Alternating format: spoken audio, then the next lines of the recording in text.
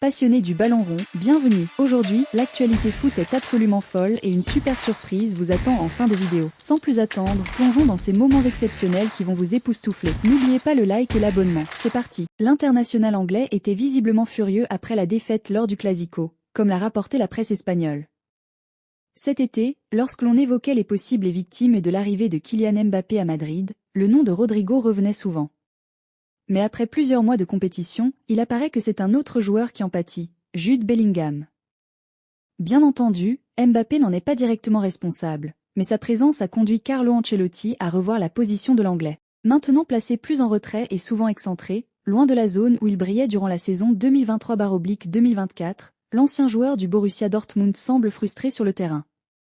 Cette saison, il n'a toujours pas inscrit le moindre but, alors qu'il avait déjà atteint la dizaine de réalisations à ce stade l'année précédente.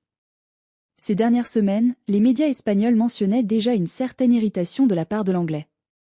Bellingham est réellement contrarié. D'après Relevo, un média espagnol réputé, Jude Bellingham était en rage après le Clasico. En quittant le Bernabéu, il était visiblement agité, non seulement par le résultat, mais surtout par sa propre prestation et son utilisation par Carlo Ancelotti. Sa participation au jeu méringué face aux Catalans a été quasiment inexistante, seulement 13 passes et aucune véritable menace dans les derniers mètres. Un contraste frappant par rapport à ses performances de l'année dernière. Si certains craignaient des tensions avec Vinicius Junior suite à l'arrivée de Mbappé, c'est finalement avec Bellingham que des complications apparaissent. Carlo Ancelotti aura un dossier délicat à gérer pour éviter que la situation ne dégénère davantage. Un classique intense. Pour la première fois depuis longtemps, l'OM, en haut du classement, accueillait le PSG à l'Orange Vélodrome. Ce duel marquait également la première rencontre entre deux tacticiens de haut niveau, Roberto De Zerbi et Luis Enrique, qui ont opté pour des compositions d'équipe prudentes. Les deux 11 étaient en effet assez classiques, dans la lignée de leur récente sortie.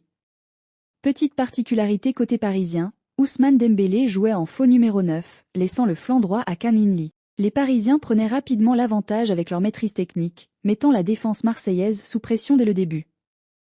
Ainsi, dès la 7e minute, un centre de Nuno Mendes, servi par Barcola, provoquait une erreur de Rulli, et Joao Neves saisissait l'occasion pour marquer, 0-1, 7e.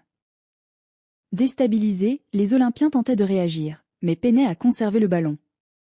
Les choses se compliquaient encore après l'expulsion directe d'Harit pour une faute tardive sur Marquinhos, alourdissant la tâche pour l'OM. Une seconde période sans relief. L'OM en plein cauchemar, le PSG en profitait. Sur un centre d'Hakimi, Balerdi détournait maladroitement le ballon dans son propre but, alors que Rulli était sorti, 0-2, 28e. Puis, Dembélé, après une frappe déviée, offrait une passe à Barcola qui marquait facilement, 0-3, 40e. Ce score écrasant poussait certains supporters marseillais à quitter le stade avant la mi-temps. À la reprise, De Zerbi effectuait des changements, mais cela n'altérait en rien le cours du match, dominé par un PSG en gestion. Luis Enrique en profitait pour faire reposer ses titulaires, notamment en sortant Nuno Mendes, Barcola et Zaïre Emery. Fabien Ruiz et Désiré Doué auraient pu alourdir le score avec un peu plus de précision. Les Marseillais, eux, semblaient seulement désireux de limiter les dégâts, tandis que le PSG adoptait un rythme tranquille, offrant ainsi une deuxième période sans grand intérêt.